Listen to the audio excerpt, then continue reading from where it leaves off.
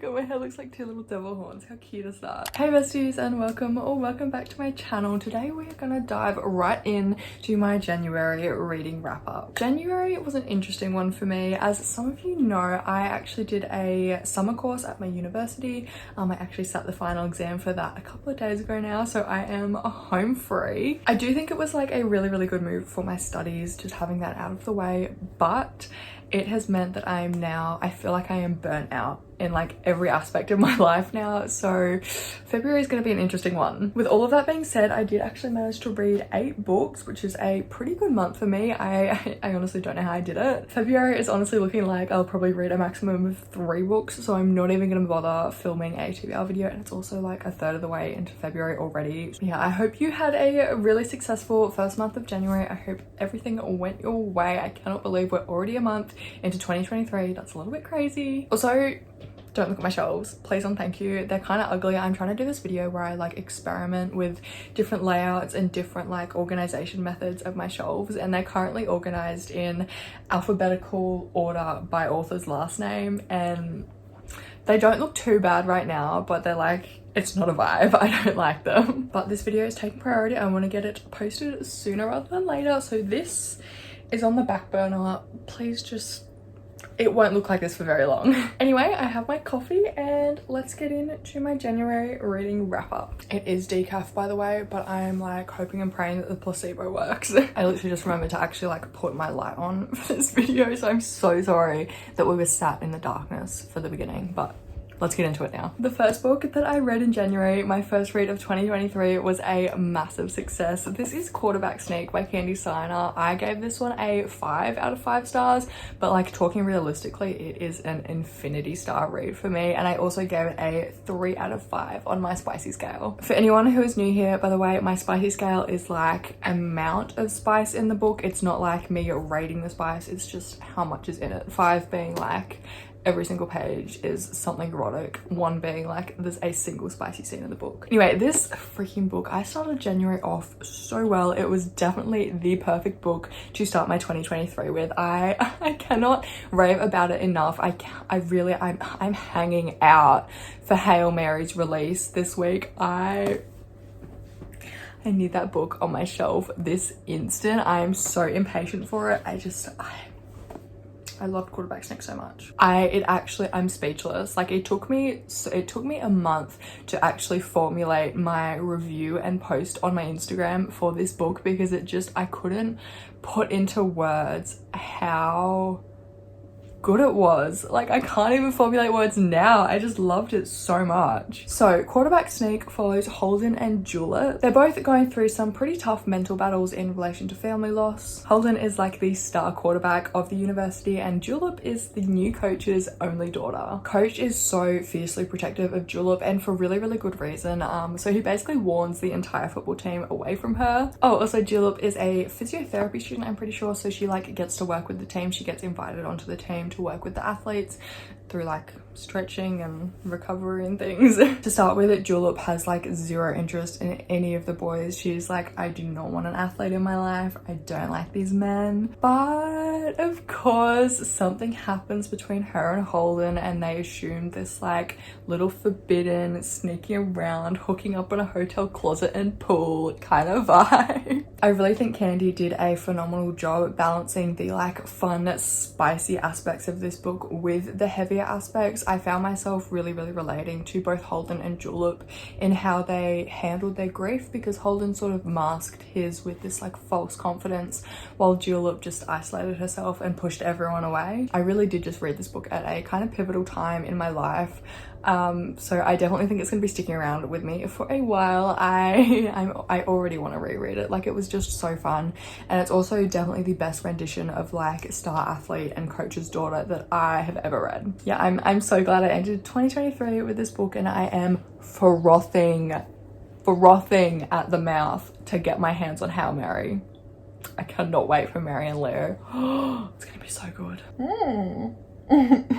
Next up, I read The Air by Sophia. I gave this one a 4.5 star and a 2.5 out of 5 on my spicy scale. I had such a good time with this book. I honestly haven't experienced that like addictive, cannot put it down, constantly on my mind feeling over a book in a long time, and this one just like blew me out of the water. To be totally honest, the characters in this book are nothing groundbreaking. We all know Sophie writes a badass, strong heroine, and Anna is no exception. I also didn't love the hero in the beginning of this book. I'm a little bit torn about this. I don't want to spoil who the love interest is for you because I think it's just such a better experience going into it not knowing who the love interest is, because I can't explain it, but like Anna, she kind of gets with both of them, and like there's no real indication of which one she's gonna end up with until like halfway through the book.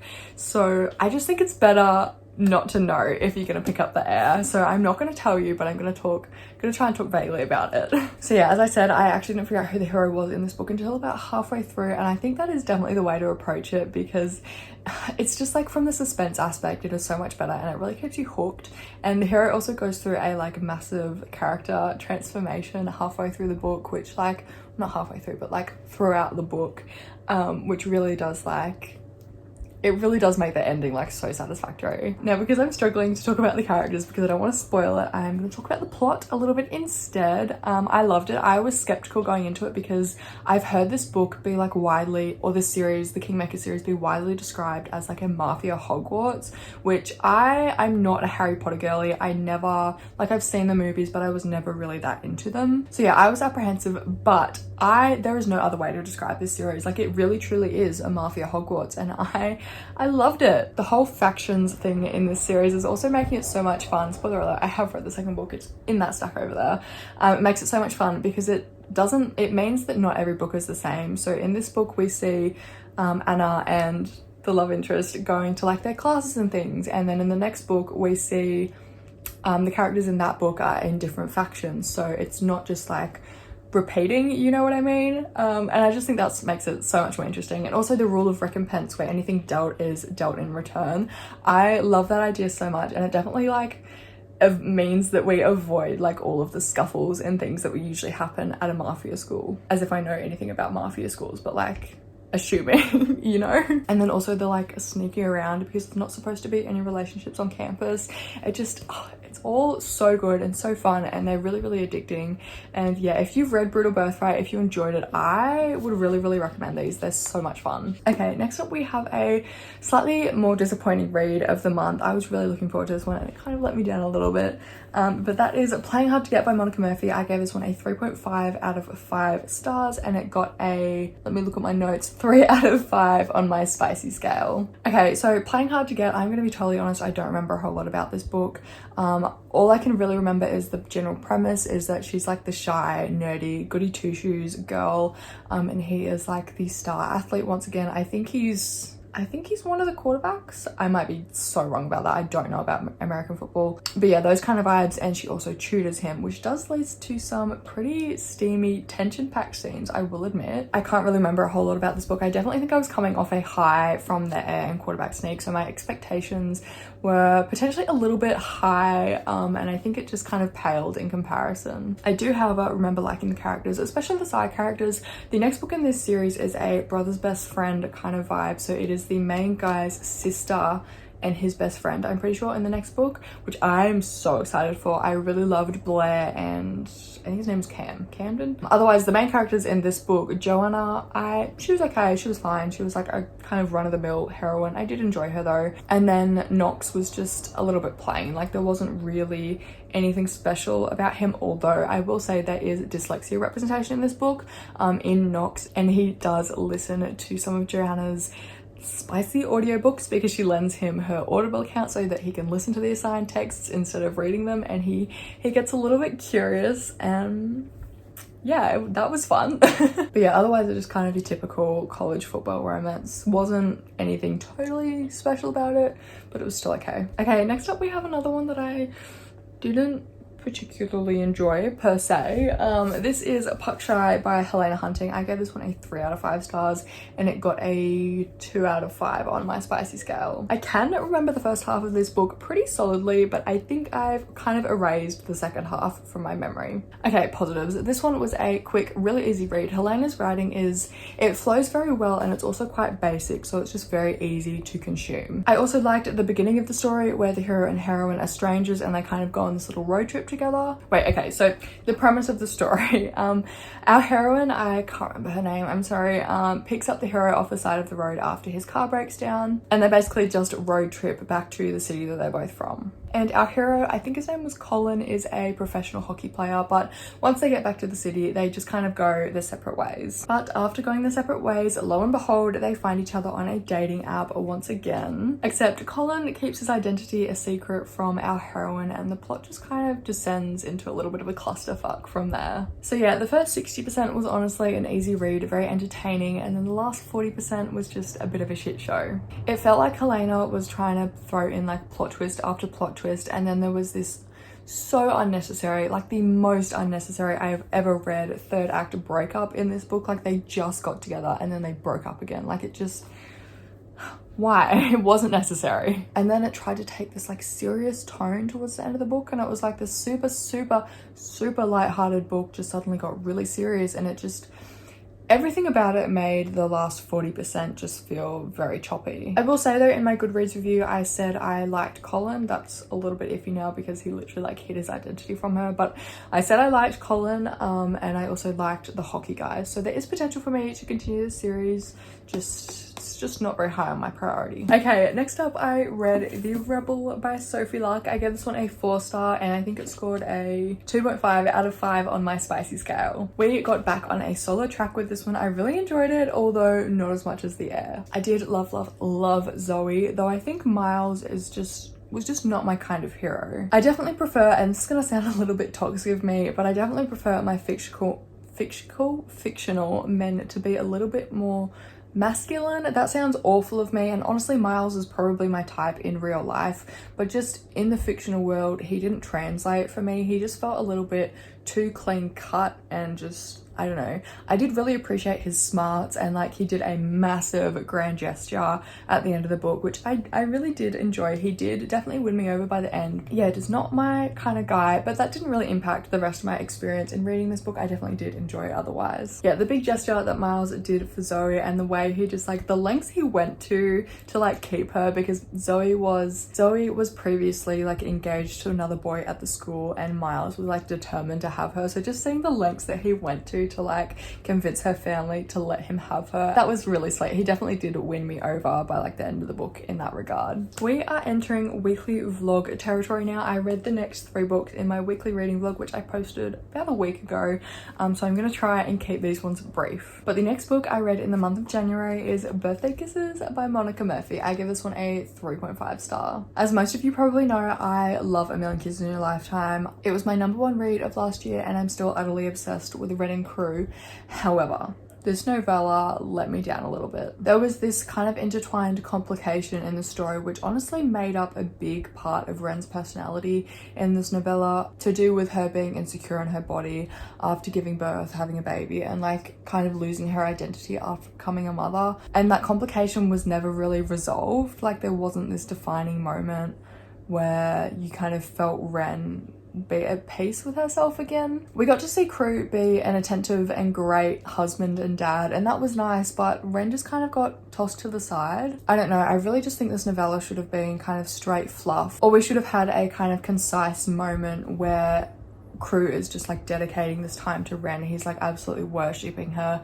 He's telling her how beautiful she is, how perfect she is for him, and I just think that would have tied the book together a lot better and sort of just wrapped it up definitively a lot better, because it just felt very open-ended. Yeah, otherwise like it was still cute. I enjoyed seeing them again, but it just felt a little bit shallow. Okay, this next one, so good. This next book is Ignite by Melanie Harlow. I give this one a 4.5 out of 5 star, and it scored a 3.5 out of 5 on my spicy scale. This book was so fucking good. It was easily my second favorite book of the month after Quarterback Sneak. It really served all of the grumpy single dad, next door neighbor, hot as fuck firefighter, age gap vibes. I would let Dex ruin me any day or night. That man was so fine. And Winnie was honestly just like a little cutie, literally sunshine incarnate, and she was just so sweet, but still with like morals and boundaries and like ambitions. So I loved like all of the characters in this book. So basically they are next door neighbors who assume a kind of friends with benefits relationship, but it couldn't possibly be more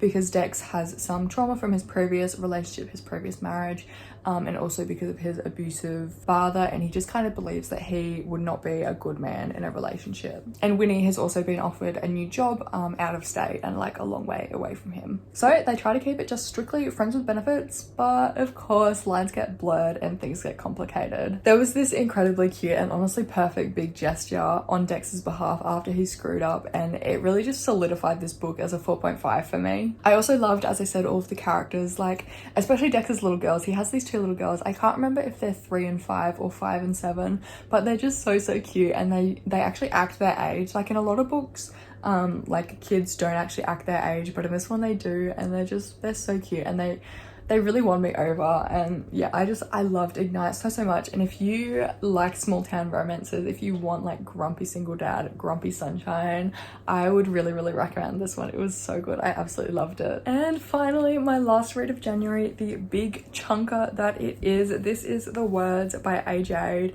Almost said Ashley Jade, but A. Jade. This one is 700 pages, and I have no idea how I read it in a little over 2 days. This one I gave a 4.75 stars, and it got a 3.5 out of 5 on my spicy scale. To summarize, this is a rockstar romance between him and his sober buddy. However, they have a pretty complicated past, so it is also second chance. Basically, Lennon tutors Phoenix in high school because he has dyslexia and no one knows about it. She falls madly in love with him, and then he breaks her heart. We skip 4 years, and Phoenix is this big international rock star. However, his life is kind of going off the rails, and so his team call up Lennon like, hey, got a job for you, pays big bucks, only thing is you have to babysit the man you despise. Honestly, I loved it. There is so much back and forth between the two of them. It's insane. They're like both so hot and cold with each other, which that would usually be a turn off in a book for me, but I devoured it in this one. It was so good. I may potentially be back in my Wattpad girly rockstar romance days. So yeah, that is everything I read this month. Hopefully February can live up to the astronomical expectations that January has set. Let me know if any of you have read any of these books and if they're on your TBRs, because I would love to come into the comments and try and like convince you to read them a little bit more. And yeah, thanks so much for watching. I really hope you enjoyed. If you did, don't forget to like, comment and subscribe. Head over to my Bookstagram if you would like some more in-depth reviews, and also check out my stories because I'm going to be involving you guys in a lot of upcoming videos. And yeah, thanks so much for watching, and I will see you later. Bye!